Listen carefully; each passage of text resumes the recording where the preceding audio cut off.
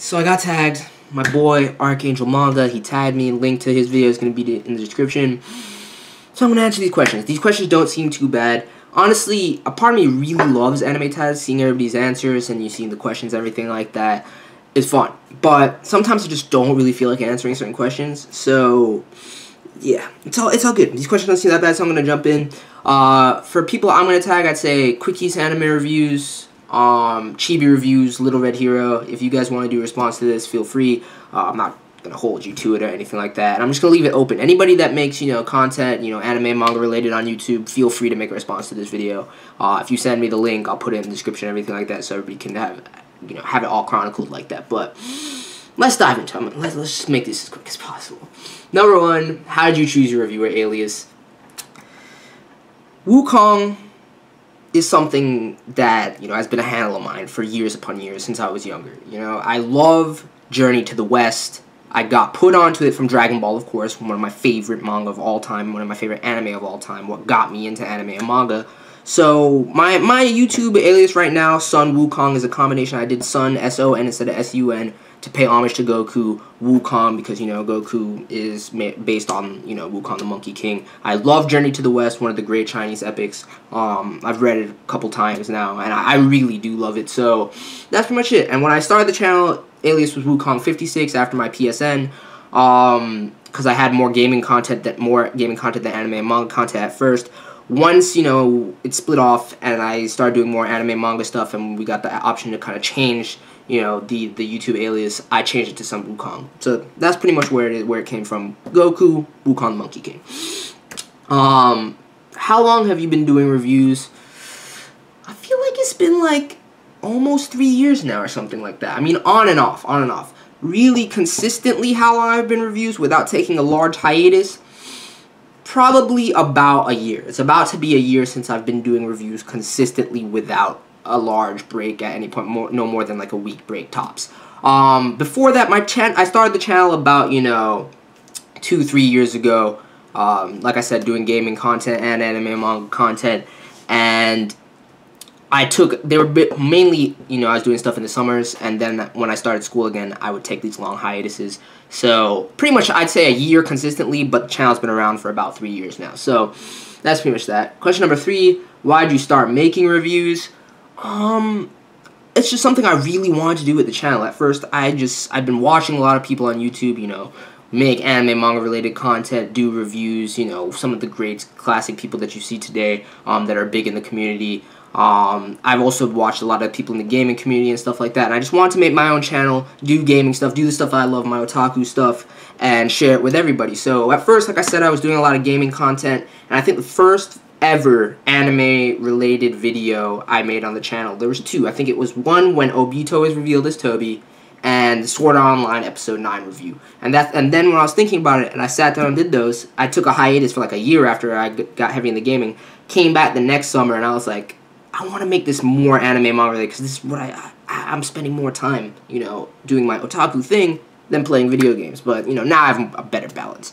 But, yeah, so that's pretty much why I started making reviews. I've just been watching a lot of people doing it for a long time, really wanted to get into it, share my thoughts with everybody, and, get involved and make friends with the community and everything like that. So that's pretty much how I got, into this.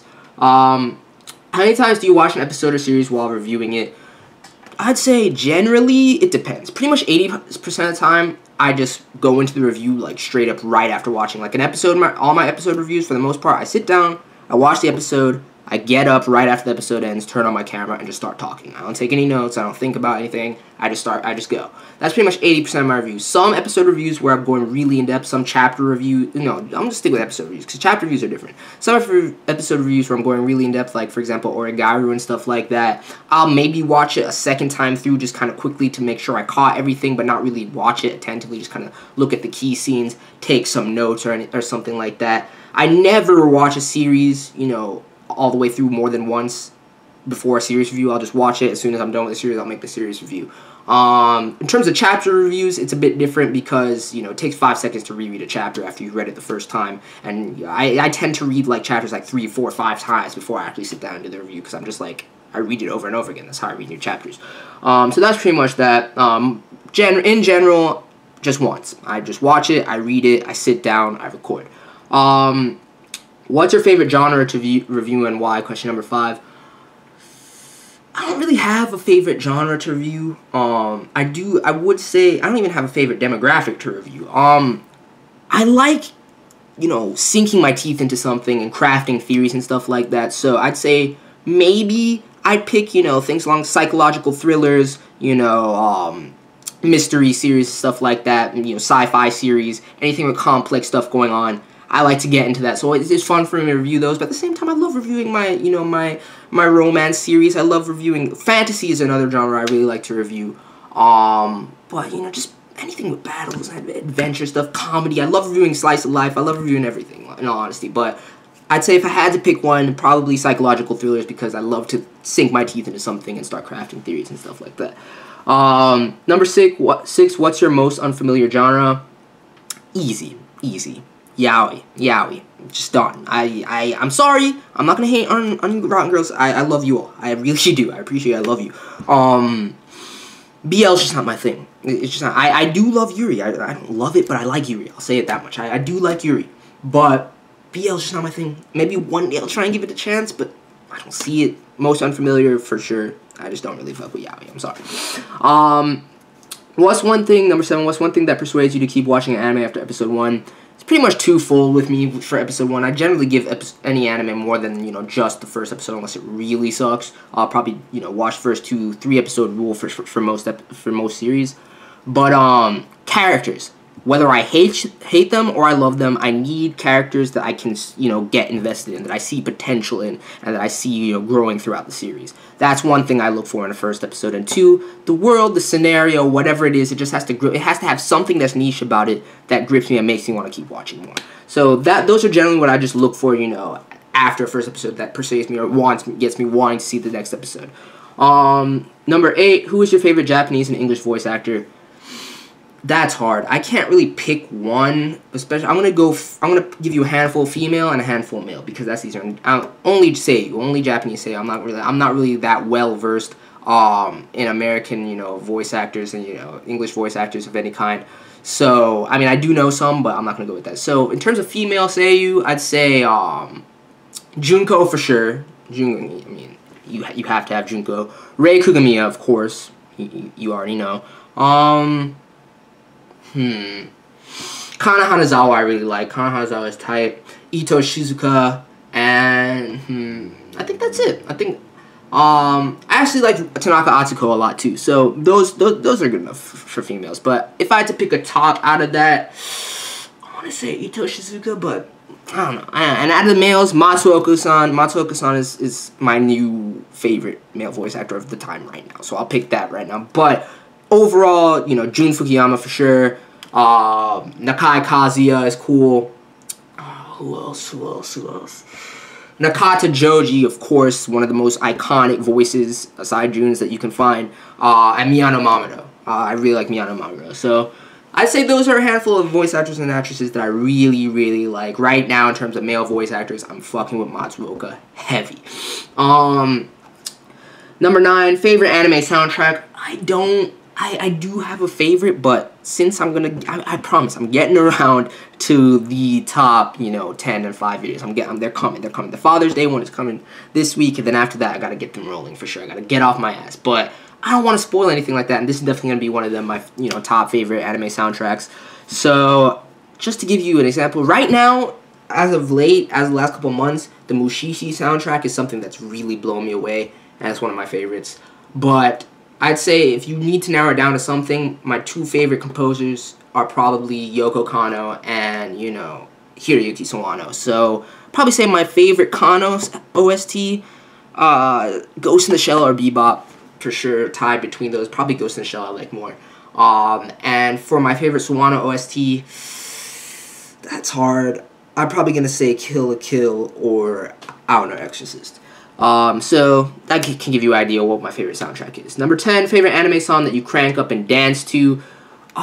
Dude, right now, it changes when I'm like, you already know, I use Unravel for that and everything like that, but right now, for the last couple of months that, like, if I just have to think of something that just get me dancing as an anime song, I think of the Ping Pong, the animation ED. If you haven't heard that song, yeah, check it out. I would play it right now, but I'm not getting copyright. I'm sorry. So yeah, I'll go with that. Do you like to buy anime merchandise? Oh wait, what is that other song, dude? Oh, the Al Ride opening, dude. That Chio and Honeyworks, that shit gets me dancing too. But anyway, do you like to buy anime merchandise? Oh wait, no, I skipped one. What anime song are you currently addicted to? Number 11. Currently, I have a lot of songs that I'm addicted to currently. I'd say Scapegoat, the Owari no Seraph ED has me really addicted right now. What else? What else? Brave Shine I'm addicted to right now. Arson Senki, you know, opening that Overworld Greatness I'm really addicted to right now. So those are pretty much, those are the anime songs I'm really, and, oh wait, no, the Kekkai Sensen opening, Hello World, the Bump Chicken track, dude, that's probably my most addicted song right now. That's what I'm most addicted to right now. Do you like to buy anime merchandise? If so, what do you collect? Yeah, outside of collecting, you know, anime BDs and DVDs and, you know, manga and stuff like that, I definitely, like to collect some anime merchandise. I got a couple of t-shirts. I like collecting t-shirts. I like getting posters, lithograms, postcards. I don't really go out of my way for those things, but I like having them. I'm not really big into collecting figures or anything like that. Like, if I get some as a gift or if I see one offhand or like a plush or something, I'll pick it up. But I'm not really into that per se. Maybe in the future, but it's not really my thing. Same with body pillows and all that extravagant other stuff that I don't really, I'm an otaku. I love otaku culture, but I don't need all of that. That's a bit much for me. So yeah, I do like collecting anime merchandise, but mainly outside of the actual physical releases of stuff, just posters, t-shirts, some figures sometimes. That's pretty much my thing with anime merchandise. Number 13, what is your guilty pleasure anime? I mean, I'm not ashamed to admit it, though. That's the thing. You guys know how I feel about fan service. You know how I feel about harem series. You know how I feel about ecchi. You know I love them. So I'd say if I have to pick a real guilty pleasure anime, though, I'd say probably, like, just to pick out of some of the harem series I'm really liking right now. High School DxD, Trouble, guilty pleasures. I love them. And I mean, see, I would put the Monogatari series in a guilty pleasure category, but it has so much depth that you can't even just write it off on the fan service that it has. So, anything with fan service, really. I'll say if that's what you want to hear for the guilty pleasures. What anime made you cry? Number 14. Most recently, I've been watching Clannad. Please don't spoil it for me. I'm still in the throes of it, but Clannad makes me cry. Some other things that just easily come to mind in recent memory. Shigatsu. I cried like a little baby at the ending of Shigatsu. And Rainbow, throughout the whole series, I cried a lot during Rainbow. If you've never seen Rainbow, it's a real series. It's super dark, it's hard, but you know, it's amazing. 15, favorite food to eat when you're having an anime marathon. I don't really like to eat when I'm watching anime. Let me tell you why. Because I like watching anime subbed.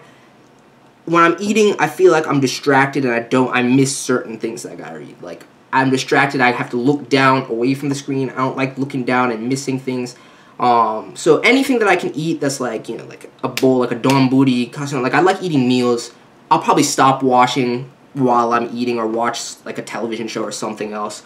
I don't really like eating while watching anime, but like if I am, you know, just like, I don't know, anything that I don't really, doesn't take too much of my attention to actually sit down and eat, just like a snack or something I don't know. But I don't really like eating food that much while watching anime. Number 16, what anime are you currently watching right now? I mean, you guys know what I'm watching. I'm watching pretty much most of the stuff that's airing in spring season, looking forward to summer season. In terms of what I'm watching on the side, that, you know, is not part of the currently airing season, Clannad. I'm rewatching Fullmetal Alchemist Brotherhood because I just felt like it. What else am I watching right now? Oh, I just got my Knights of Sidonia box set, so I feel like I'm going to rewatch it again before I marathon, you know, Battle of Nine Planets, because I haven't watched a single episode of that yet, and I'm really hyped. And yeah, that's pretty much what I'm watching right now in terms of anime. It'll probably change next week when I start some new series, but that's pretty much it. So like I said, anybody's free to enter this tag. Hope you guys enjoyed. I'm out. Peace.